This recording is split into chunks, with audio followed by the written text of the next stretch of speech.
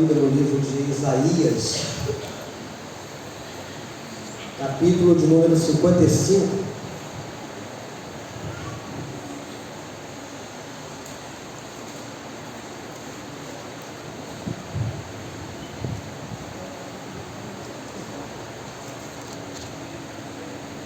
Isaías 55, pode permanecer sentado, vou ler apenas 2 versículos.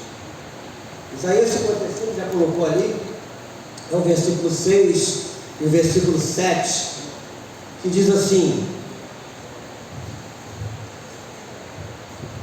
buscai o Senhor enquanto se pode achar, invocai enquanto está perto, deixe o perverso seu caminho, iníquo seus pensamentos, converta-se ao Senhor, que se compadecerá dele, e volta-se para o nosso Deus, porque é rico em perdoar.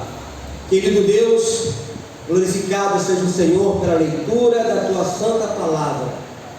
Nos colocamos aqui, ó Deus, nesse ambiente, neste lugar, para ouvi-lo, para aprendermos mais uma vez de ti.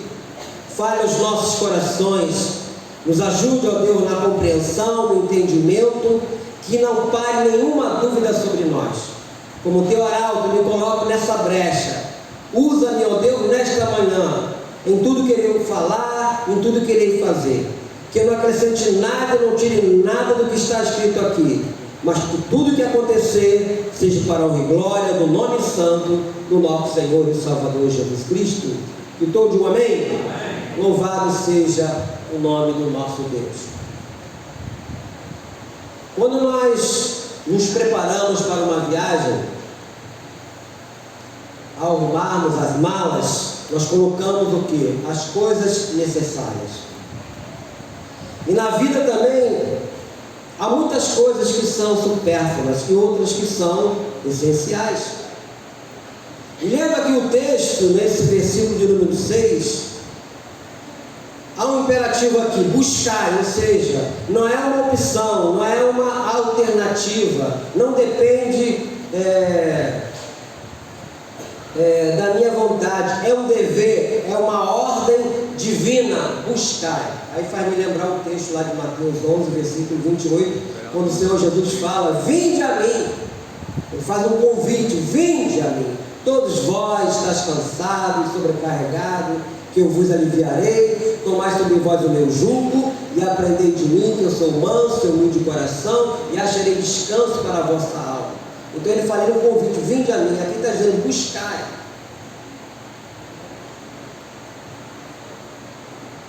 Aqui é um forte objetivo. Buscar quem? O Senhor. Ou seja, não é uma busca do incerto, uma busca daquilo que não compensa, é a busca do maior tesouro, do que há de mais precioso. Como já falei na igreja, eu me converti em 1978, eu era caminhoneiro. Então já se vão 46 anos, quando eu busquei o Senhor e Ele me ouviu. Ele me ouviu, e assim estou servindo a Ele há 46 anos. E não abro mão disso. Então é uma busca desse tesouro, ou seja, há um tempo determinado.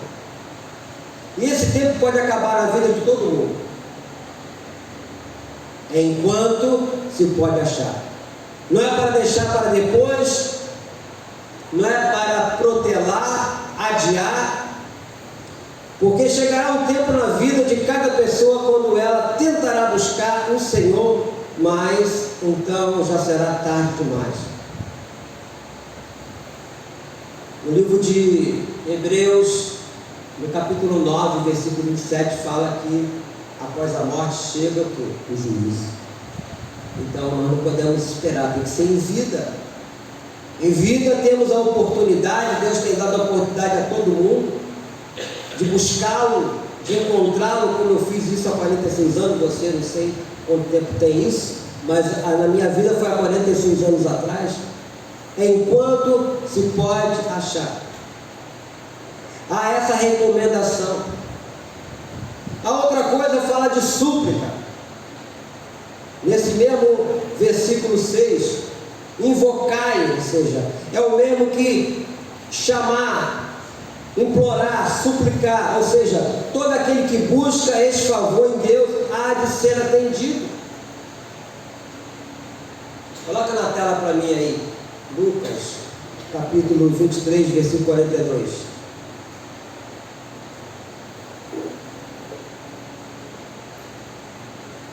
Coloca para mim, Léo. É isso mesmo. Quando o último momento do ladrão na cruz,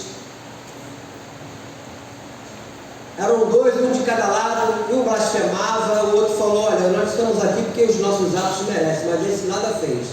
E ele fala e acrescentou: Jesus, lembra-te de mim quando vieres no teu reino.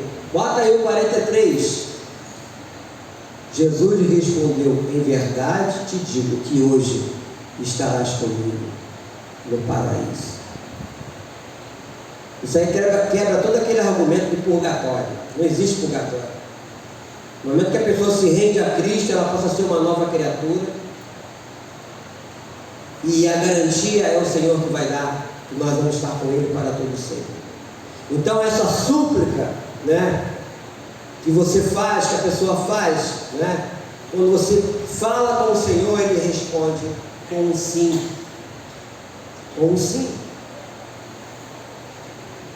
Enquanto se pode achar, ou seja, enquanto a pessoa estiver viva, é enquanto. É o que diz isso aqui.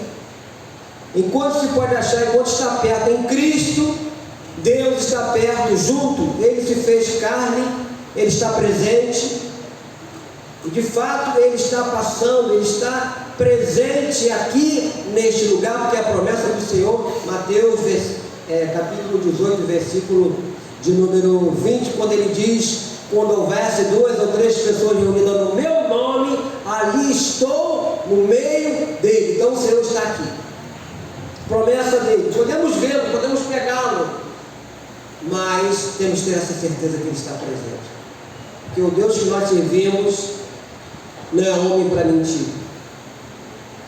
Tem também a renúncia, no versículo de número 7.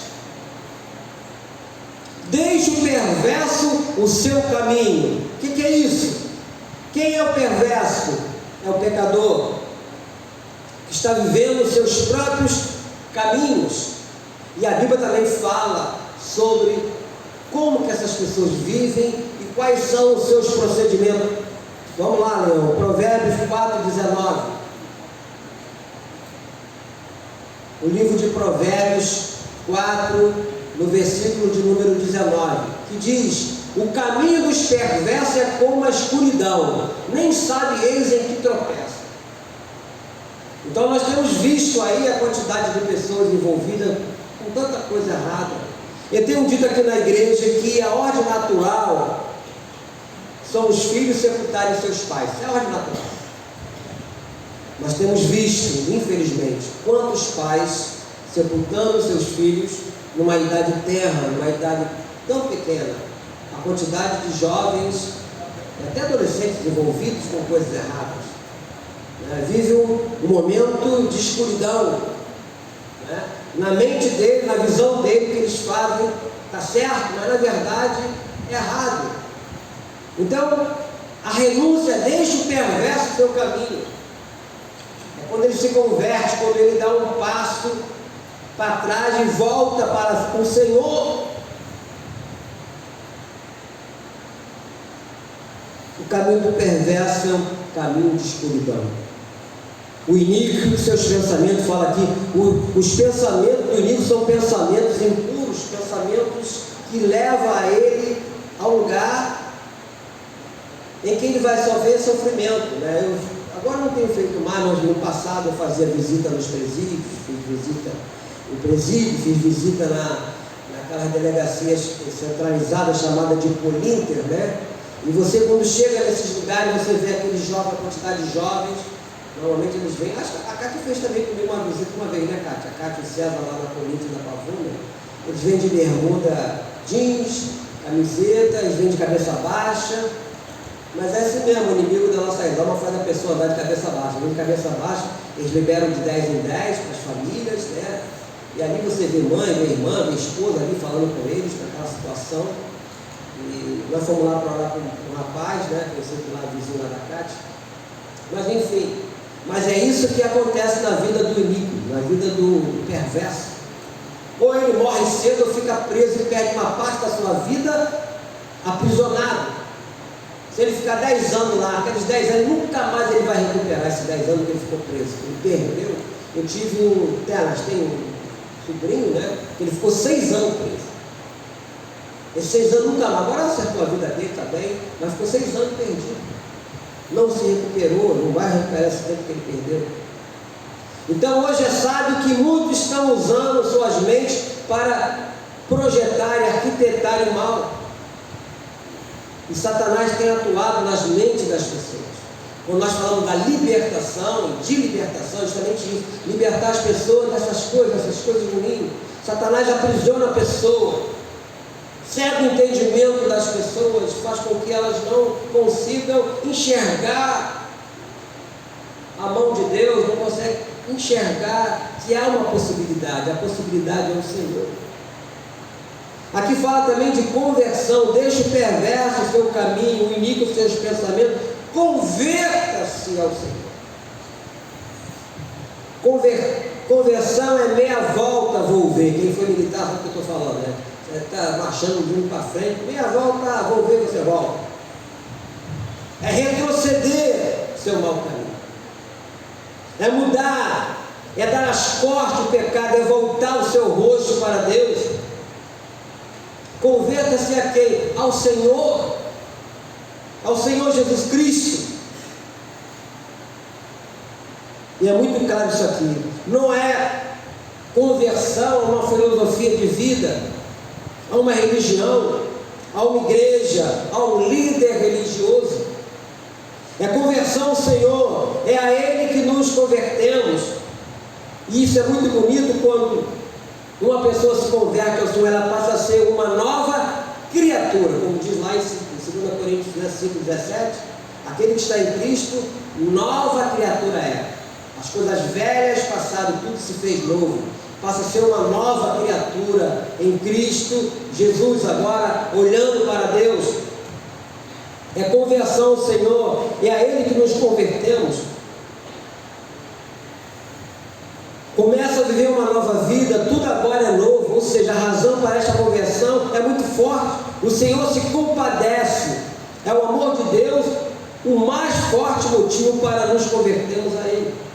Então deixe o perverso o seu caminho, o iníquo os seus pensamentos, converta-se ao Senhor, que se compadecerá dele. De quem? Dessa pessoa pecaminosa, viveu uma vida errada e que agora toma uma decisão. Eu agora sou de Jesus. No início a pessoa fica até meio assim, né? Mas eu me lembro que quando eu me converti a Cristo, nada mais me interessava daquela vida que eu vivia, nos lugares que eu andava e nas coisas que eu fazia. Eu fui ritmista de escola de samba, né? E para mim aquilo era tudo. E quando acabava o carnaval, eu ficava não vou dizer que era uma depressão, mas ficava muito triste. Falei, caramba, só no ano que vem agora. Mesmo com a mão toda esfolada, porque esfola isso aqui tudo. Né? Mesmo machucado, eu sentia falta daquilo. E aquilo era passageiro, quer dizer, só no ano que vem. Mas quando eu me converti a Cristo, eu passei a ser uma nova criatura e viver uma alegria constante. Mesmo em momentos difíceis, momentos tristes, mas, como diz a própria palavra do Senhor, a alegria do Senhor o quê? É a nossa força. Eu não precisava mais esperar um ano que vem. Eu buscava o Senhor, como diz aqui, busca o Senhor enquanto você pode achar. E naquele momento de dificuldade, de tristeza, eu buscava o Senhor, orava, e Ele me visitava, e a alegria enchia meu coração de paz. Mesmo vivendo um momento difícil, a igreja conhece a minha história com a minha esposa, de luta, de enfermidade, né? 4 anos de internação de hospital, minha esposa, não podendo ter filhos, aquela coisa toda, enfim. E depois de 4 anos Deus me deu uma filha, que está aí a Sara, depois me deu um filho. Então foram 4 anos de mas nesses 4 anos eu estou lá aos pés do Senhor, orando, servindo a Cristo. Eu era obreiro na igreja lá em Irajá, e não queria largar não. Ia no hospital visitar e saía de lá triste, mas eu falei: Senhor, o Senhor é minha força, né? Me abandona não, Deus. Se Deus tivesse me abandonado, eu não estaria aqui hoje. Então quando fala converta-se o Senhor, Ele se compadecerá. Deus se compadeceu da minha vida lá atrás, e eu passei a ser uma nova criatura, e até então sirvo a Ele esses anos todos. E eu sou grato ao Senhor por ter me dado a oportunidade, porque quantos tiveram também a oportunidade e não a abraçaram, não a quiseram? Então volta-se para o nosso Deus, voltar para Deus, como diz aqui no versículo, aqui no final do versículo 7. Ele vai se compadecer dele. Volta-se para o nosso Deus, porque é rico em perdoar. Às vezes as pessoas têm vergonha: não, já fiz tanta coisa errada. Não importa o que você já fez, o que importa é você crer que Deus pode te perdoar. Não importa o tamanho do teu problema, Deus é maior. Ele é rico em perdoar. Então, tudo agora é novo. A razão para esta conversão é muito forte. O Senhor se compadecerá dele. Ou seja, é o amor de Deus o mais forte motivo para que nos convertamos a Ele, para que possamos entregar nossa vida a esse Deus vivo e poderoso, a esse Deus tão vivo que mudou a história da humanidade. A ressurreição de Cristo foi o maior acontecimento da história da humanidade. Hoje nós falamos 2024. Depois de quem? Depois de Cristo. Depois de Cristo. A história foi dividida em 2 partes: antes e depois. Em Cristo somos novas criaturas. Volta-se para o nosso Deus, porque é grande ou rico em perdoar, diz aqui o texto no finalzinho do versículo 7. Ou seja, muitos temem voltarem-se para Deus, achando que Ele não os aceitará, não os perdoará, mas isso não é verdade. Ou seja, a porta de volta para Deus continua aberta. No livro de João, no capítulo 14, fala que na casa de meu pai, o que? Há muitas moradas. Há muitas moradas ainda para serem ocupadas. Não está fechada a porta. Então isso aqui é muito importante nós entendermos essas coisas, e nós temos que colocar em prática. Primeiro ponto é nos rendermos, como eu fiz isso há tanto tempo. Como eu já falei aqui na igreja algumas vezes, na minha infância eu fui criado não no berço evangélico, não no berço cristão, mas havia temor dos meus pais, havia temor dos meus avós, mas só que a gente vivia uma vida oprimida. Tudo que nós fazíamos, nós éramos crianças, minha mãe teve 15 filhos, criou 11, 7 homens, 4 mulheres, era tudo escadinha, né? Eu me lembro, eu estava comentando ontem, que minha mãe, na época não existia pediatra, era um médico para todo mundo. Quando levava a gente no médico, levava todo mundo uma vez só, né? Escadinha, né? E todo ano a cegonha aterrissava lá no barraco onde nós morávamos. E minha mãe ia com uma varinha, porque criança é criança, né? Fazendo arte no meio da rua, a gente ia a pé, dava uns 12 ou 3 quilômetros para chegar lá na clínica. E não sobe ali, não mexe com o cachorro, não faz não sei o quê. E varada em um, varada no outro, até chegar lá no médico. E depois tinha aquela fala: Deus vai te castigar, Deus vai te castigar. O tempo todo, Deus vai te castigar. Não faz que Deus vai... Então nós aprendíamos que Deus era um bicho-papão. Toda hora Ele estava castigando a gente. Então a gente tinha medo. Quando nos convertemos a Cristo, nós aprendemos que não precisamos viver assim. O que é temor a Deus? Ter temor a Deus. Ter temor a Deus é fazer a vontade dele. Quando você faz a vontade do Senhor, você tem temor. Não com medo dele, mas por amor, sabendo que ele te ama. Então eu não vou fazer isso. Eu tenho temor a Deus. Então eu vou fazer o quê? Eu vou adorá-lo, louvá-lo. Né? Eu estou passando por uma luta, eu vou orar, porque eu creio que ele pode. Não é que ele tem, que ele pode. Isso é ter temor a Deus. E quando você passa a ter esse sentimento e ter esse conhecimento, você vive uma nova vida. A vida agora passa a ter um outro sabor, completamente diferente. Completamente diferente. Então o que acontece?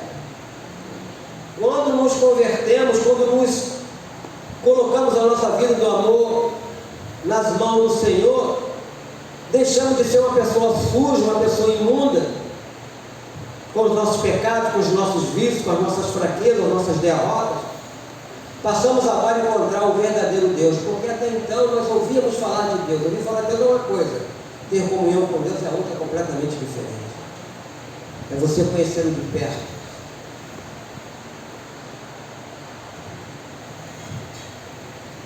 Então, o convite continua de pé. Buscai o Senhor enquanto se pode achar. Invocai enquanto está perto. E deixe lá o perverso seu caminho. Converta-se ao Senhor. Ele vai se compadecer dele. É individual. É comum às vezes ouvirmos pessoas falar: minha mãe, minha avó foi uma serva do Senhor. Tudo bem. E você? Minha mãe era comigo. Eu lembro-me que uma vez eu estava indo para um médico lá em Bangu. Eu tinha, na época era um Santana Quanto. Aí estava eu, minha esposa, a Jandira, a Sara era pequena, meu filho, o Júnior.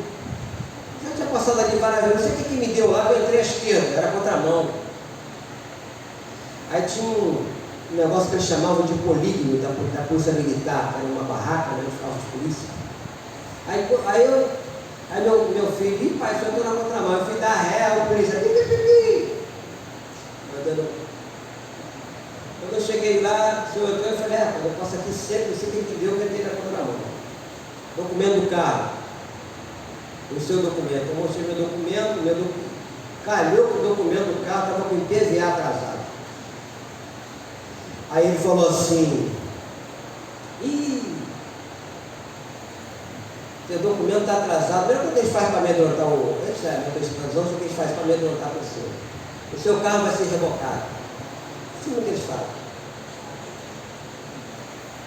O que o senhor faz? Quando ele fala o que o senhor faz, ele quer saber qual é a sua profissão, para ver o quanto que ele vai querer tirar de você. Dependendo da sua profissão, né? Lembro que a Tita estava indo lá tinha um restaurantezinho ali em Deodoro. Aí estava um carrinho velho lá do Fabiano na época, aí a polícia parou, estava também com o documento com problema, não tinha nada, só tem um tique refeição. Então me dá um tique refeição, um tique, aquele negócio de passagem, como é que dá o nome, hein? Vale transporte. O cara pegou um tique refeição e vale transporte, sem vergonha. Aí ele falou assim: o que o senhor faz? Eu falei assim: eu sou pastor evangélico.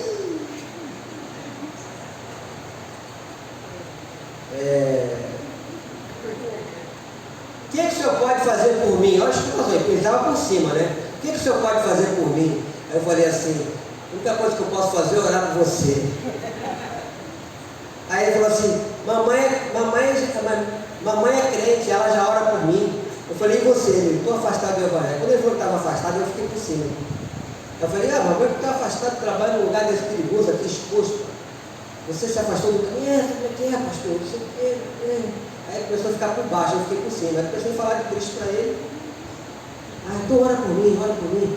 Aí me deu o documento e fui embora. Não me corrompi, não corrompi ele. Falei a verdade. Isso não foi só uma vez, não, outras vezes. Os caras falam: o que você pode fazer? A única coisa que eu posso fazer é orar por você. Porque eu sabia que não vai revocar carro de ninguém, que ele não quer revocar, acho que é grana. A verdade é essa.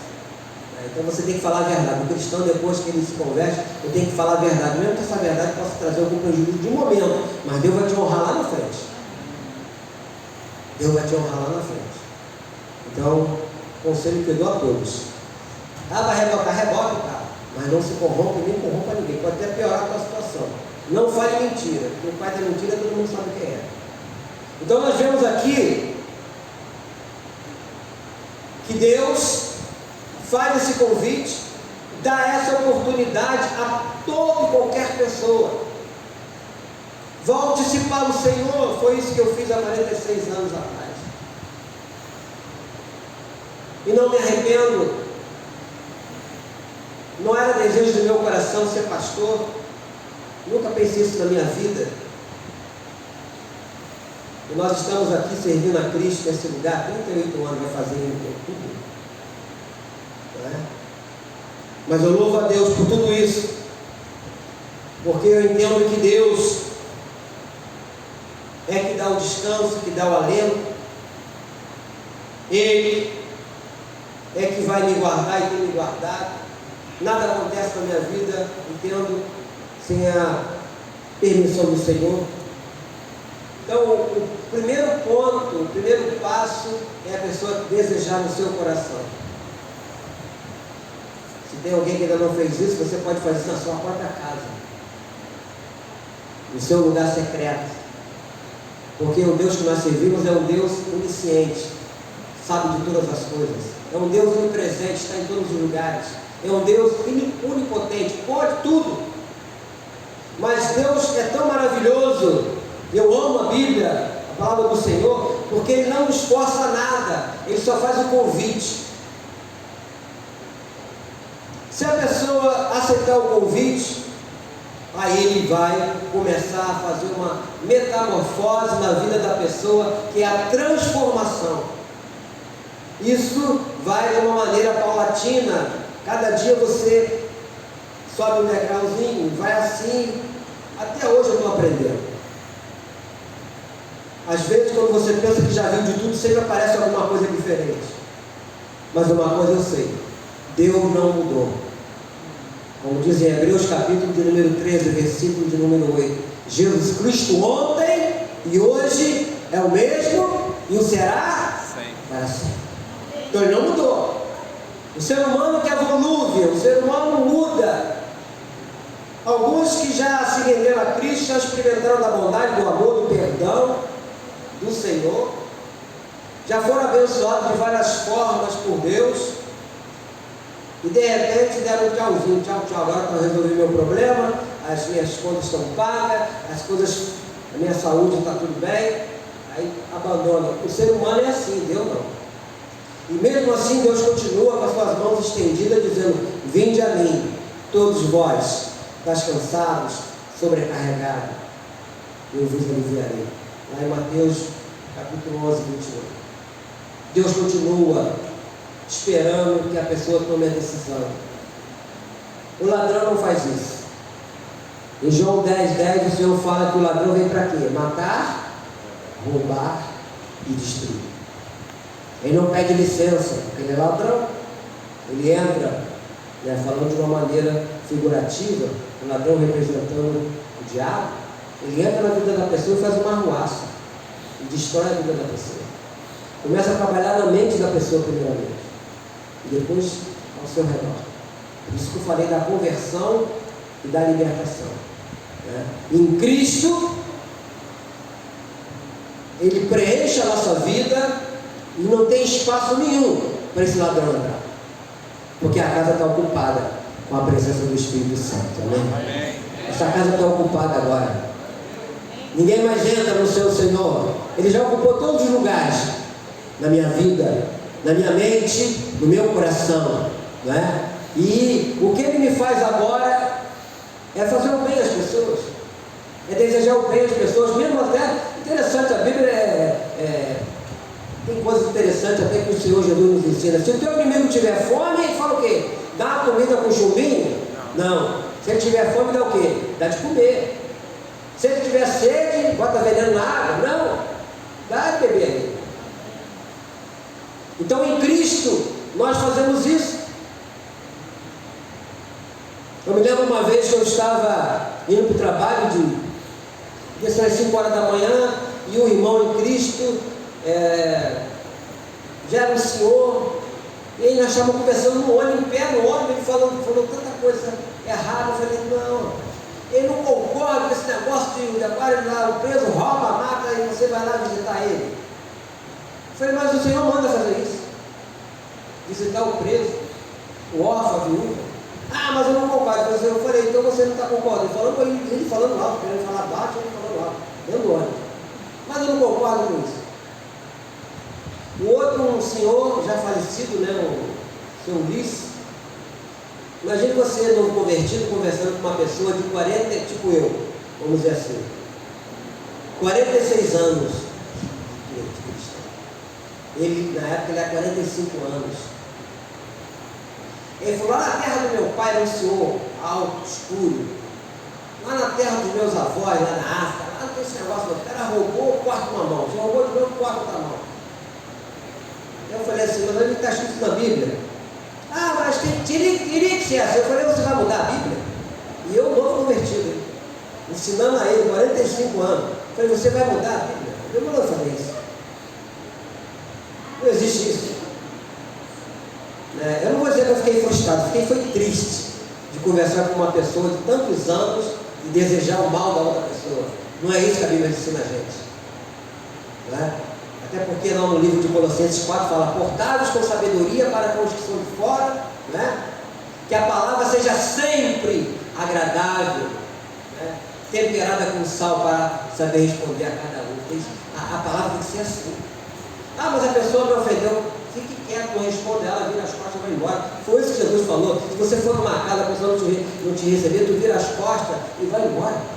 Não tem que ficar discutindo, ficar afrontando. Não é isso que a palavra ensina. Aqui o ensino é muito claro. Deixe perverso o seu caminho, unido os seus pensamentos, converta-se ao Senhor, que se compadecerá dele. Então, manda você deixar aqueles mau caminhos, aquelas pessoas que fazem coisas erradas, porque Deus vai se compadecer dele. Como que Deus vai se compadecer dele? Porque agora em Cristo eu vou estar orando por ele e por ela. Quantos que eu já orei por pessoas que se renderam a Cristo? Eu tinha um colega no serviço, era um mau colega, ninguém gostava dele. E algumas vezes eu fui tentar falar de Cristo e ele me ofendeu. Eu falei, bom, não vou falar mais, vou só orar por ele. E o tempo passou. Um belo dia eu estava descido do ônibus ali na frente a Flores, estava eu, Jandira, Sário e Júnior. Aí parou o ônibus da Master, não sei nem se existe aviação ainda. Aí o cara puxou o freio de mão, irmão! Eu olhei assim, chega aí, eu falei, o que foi? Hoje eu vou me batizar lá na Assembleia de Deus. Eu falei, glória a Deus. O tempo passou. Porque a Bíblia fala que nós não vamos ter que discutir com ninguém, brigar com ninguém. Deus vai se compadecer dele.